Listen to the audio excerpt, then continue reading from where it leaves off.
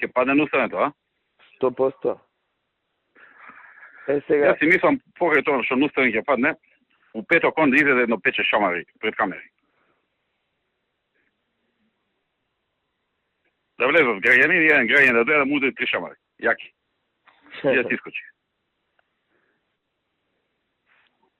Можем да договориме сценарио, мислам, ја планирав овие наши да излегува да протестира како што прави. Не го зборува на никој.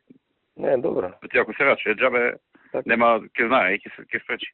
Значи, ептено нака, значи, тоа е исто како мали џокица замислува нешто, си прави одлука и си пише што сака во одлуката. Подготви го Мартин и Суле да спремаат од утре да маламе. Добро, ги има материјали. Пето ќе му составиме едно 2000 луѓе пред центар. Дел ќе си влезат и унатре, пошто нели имаат право граѓани да влезат. Да.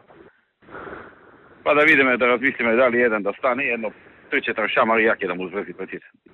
Не може ништо му се направи. Нема тешка телесна повреда тука, за кривична, има прекршечно само. Добро е советници да прават тие како за буџетот што прават. Како? Нашите советници да прават како за тие што прават за буџетот. Излегуваат да викаат спротивно на закон, не си ти устав да цениш, кој си ти устав да цениш. Да. Кривична. Ќе му спречи месеца. Тоа е. Нема да може, додажи една седмица.